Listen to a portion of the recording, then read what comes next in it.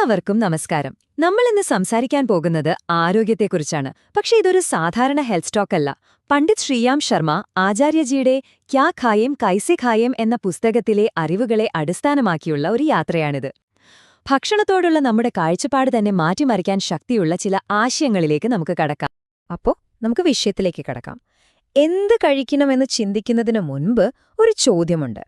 നമ്മുടെ ശരീരം ശരിക്കും എങ്ങനെയുള്ള ഭക്ഷണത്തിനാണ് ഉണ്ടാക്കിയിട്ടുള്ളത്? അവിടെ നിന്നാണ് എല്ലാം തുടങ്ങുന്നത്. ഇതിന്റെ ഉത്തരം ശരിക്കും പറഞ്ഞാൽ വളരെ സിമ്പിളാണ്. ഒന്ന് ചിന്തിച്ചു നോക്കൂ. പ്രകൃതിയിൽ നമ്മുടെ ഏറ്റവും അടുത്ത ബന്ധുക്കൾ ആരാണ്? കുരങ്ങുകൾ, അല്ലേ? അവരെപ്പോലെ തന്നെ നമ്മളും യഥാർത്ഥത്തിൽ സസ്യാധിഷ്ഠിത ഭക്ഷണരീതിക്കായി രൂപകൽപ്പന ചെയ്യപ്പെട്ടവരാണ്. നമ്മുടെ പല്ലുകളുടെ ഘടനയും ദഹനവ്യവസ്ഥയും ഇതിന് ഏറ്റവും വലിയ തെളിവാണ്. ഓക്കെ, അപ്പോൾ നമ്മൾ സ്വാഭാവികമായി സസ്യാഹാരികളാണെങ്കിൽ എന്താണ് നമ്മൾ കഴിക്കേണ്ടത്? പ്രകൃതി നമുക്ക് വേണ്ടി ഒരുപാട് കാര്യങ്ങൾ ഒരുക്കിയിട്ടുണ്ട്. പക്ഷെ അതിനൊരു ക്രമമുണ്ട്, ഒരു ഓർഡർ. നമുക്കത് എന്താണെന്ന് നോക്കാം. ലിസ്റ്റിൽ ഒന്നാമത് വരുന്നത്, ഏറ്റവും ടോപ്പിൽ നിൽക്കുന്നത് പഴങ്ങളാണ്. പ്രകൃതി നമുക്ക് തരുന്ന ഒരു കംപ്ലീറ്റ് മീലാണത്. പാചകം പോലും ചെയ്യാതെ അതിന്റെ ഏറ്റവും ശുദ്ധമായ രൂപത്തിൽ നമുക്ക് പോഷകങ്ങൾ തരുന്ന ഒന്നാംതരം ഭക്ഷണം. ഇതിലെ ഏറ്റവും രസകരമായ കാര്യം എന്താന്ന് വെച്ചാൽ, വില കൂടിയ ആപ്പിളും ഓറഞ്ചും മാത്രമല്ല, നമ്മുടെ നാട്ടിൽ കിട്ടുന്ന മാങ്ങയും പപ്പായയും പേരക്കയുമൊക്കെ ഈ ഗണത്തിൽ വരും. എന്തിന്, നമ്മൾ പച്ചക്കറിയായി കാണുന്ന വെള്ളരിയും തക്കാളിയുമൊക്കെ ശരീരത്തിന് ഏറ്റവും ഉത്തമമായ പഴങ്ങളാണ്. പഴങ്ങൾ കഴിഞ്ഞാൽ സ്വാഭാവികമായും അടുത്തത് പച്ചക്കറികളാണ്. ഇതിനെ നമുക്ക് എളുപ്പത്തിൽ രണ്ടായിട്ട് തിരിക്കാം. ഒന്ന്, വെള്ളം ധാരാളമുള്ള, വേഗത്തിൽ ദഹിക്കുന്നവ. പിന്നെ രണ്ടാമത്തത്, കുറച്ചുകൂടി ഹെവി ആയിട്ടുള്ള, നമ്മൾ വേവിച്ചു കഴിക്കേണ്ട കിഴങ്ങുവർഗ്ഗങ്ങൾ. അങ്ങനെ മൂന്നാമത്തെ സ്ഥാനത്താണ് നമ്മുടെ പ്രധാന ഭക്ഷണമായ ധാന്യങ്ങളും പയർവർഗ്ഗങ്ങളുമൊക്കെ വരുന്നത്. നമ്മുടെ ചോറ്, ചപ്പാത്തി, പരിപ്പ് കറി, ഇതൊക്കെയാണ് നമ്മുടെ ഭക്ഷണത്തിന്റെ ആ ഒരു ബേസ്, അല്ലേ? ശരീരത്തിനാവശ്യമുള്ള പ്രോട്ടീൻ കിട്ടുന്നത് ഇതിൽ നിന്നാണ്. അപ്പോ എന്ത് കഴിക്കണമെന്നതിനെക്കുറിച്ച് നമുക്കൊരു ധാരണയായി. പക്ഷേ കഥ അവിടെ തീരുന്നില്ല.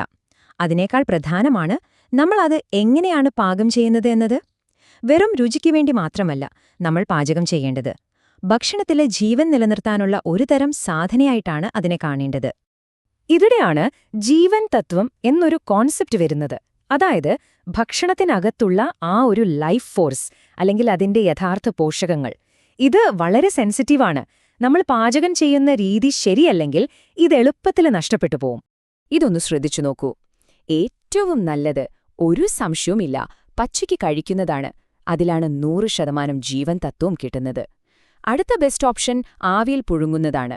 ഒരു പ്രഷർ കുക്കർ ഉപയോഗിച്ചാൽ പോഷകങ്ങൾ ഒന്നും പുറത്തു പോവില്ല. പക്ഷെ ഏറ്റവും മോശം, നമ്മളിൽ പലരും ഏറ്റവും ഇഷ്ടപ്പെടുന്ന വറുക്കുന്നതും പൊരിക്കുന്നതുമാണ്.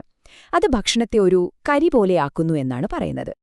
അപ്പോൾ നിങ്ങൾക്ക് ഒരു സംശയം തോന്നാം, വറുക്കാനും മൊരിക്കാനും ഒന്നും പറ്റിയില്ലെങ്കിൽ പിന്നെ എന്ത് രുചിയാണുള്ളത്, അല്ലേ? പക്ഷെ അതിനും പ്രകൃതിയിൽ തന്നെ ഉത്തരമുണ്ട്.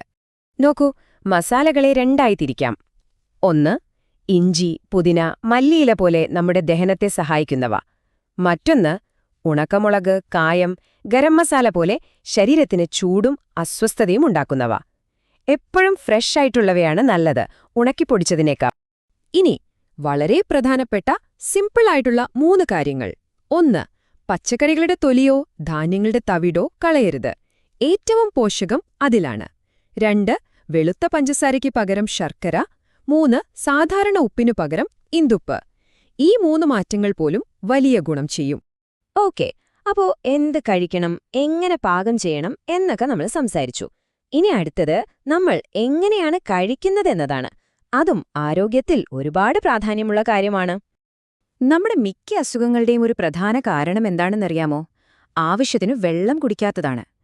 ശരീരത്തിനു ഒരു ദിവസം കുറഞ്ഞത് ഒരു 10 ഗ്ലാസ് വെള്ളമെങ്കിലും വേണം അതിന്റെ മാലിന്യങ്ങളെ പുറന്തള്ളാൻ. പക്ഷെ നമ്മളിൽ എത്ര പേരത് ശ്രദ്ധിക്കാറുണ്ട്? ഇതൊന്ന് കേട്ടുനോക്കൂ. പട്ടിണി കിടന്ന് മരിക്കുന്നവരെക്കാൾ കൂടുതൽ ആളുകൾ അമിതമായി കഴിച്ചു മരിക്കുന്നു. കേൾക്കുമ്പോൾ അതിശയോക്തിയായി തോന്നാം, പക്ഷെ ഇതൊരു പച്ചയായ സത്യമാണ്. നമ്മൾ കഴിക്കുന്ന ഭക്ഷണത്തിന്റെ അളവ് ഒരു വലിയ ഘടകമാണ്. അപ്പോ ശരിയായ ഭക്ഷണരീതിയുടെ ചില സുവർണ നിയമങ്ങൾ നോക്കാം. ഒന്നാമതായി, നിങ്ങളിപ്പോൾ കഴിക്കുന്നതിന്റെ അളവ് ഒരു 3-1 കുറയ്ക്കുക. പറ്റുമെങ്കിൽ ബ്രേക്ക്ഫാസ്റ്റ് ഒഴിവാക്കി 2 നേരം മാത്രം കഴിക്കുക. പിന്നെ ഓരോ ഉരുളയും നന്നായി ചവച്ചരച്ച് കഴിക്കുക. ഒരു നേരം ഒരുപാട് വിഭവങ്ങൾ വേണ്ട, 1-2 ഐറ്റംസ് മതി. ഇതെല്ലാം നമ്മുടെ ദഹനവ്യവസ്ഥയുടെ ഭാരം കുറയ്ക്കും. ഇതുവരെ നമ്മൾ സംസാരിച്ചത് വ്യക്തിപരമായ ആരോഗ്യത്തെക്കുറിച്ചാണ്. ഇനി നമുക്ക് കുറച്ചുകൂടി വലിയൊരു ചിത്രത്തിലേക്ക് പോകാം. അതായത്, നമ്മുടെ ഭക്ഷണശീലങ്ങൾ എങ്ങനെയാണ് ഈ ലോകത്തിന്റെ ഭാവിയെ തന്നെ സ്വാധീനിക്കുന്നത് എന്ന് നോക്കാം. ഈ പുസ്തകത്തിൽ പറയുന്ന ഒരു മുന്നറിയിപ്പുണ്ട്. ജനസംഖ്യ കൂടുന്നതിനനുസരിച്ച് ധാന്യങ്ങൾക്ക് വില കൂടും. കന്നുകാലികളെ വളർത്താനുള്ള സ്ഥലവും വെള്ളവും കുറയും. അതായത്, ഭാവിയിൽ പാലും മാംസവുമൊക്കെ കിട്ടാൻ വളരെ ബുദ്ധിമുട്ടാവും. അപ്പോ ഇതിനെല്ലാം പ്രായോഗികമായ പരിഹാരങ്ങൾ എന്തൊക്കെയാണ്? ഒന്നാമതായി, പച്ചക്കറികൾ കൂടുതൽ കഴിക്കുക. പറ്റുമെങ്കിൽ വീട്ടിൽ ചെറിയൊരു അടുക്കളത്തോട്ടം ഉണ്ടാക്കുക. പശുവിൻ പാലിനെ ആശ്രയിക്കുന്നത് കുറച്ച് സോയാ മിൽക്ക്, പീനട്ട് മിൽക്ക് പോലുള്ളവ പരീക്ഷിക്കുക.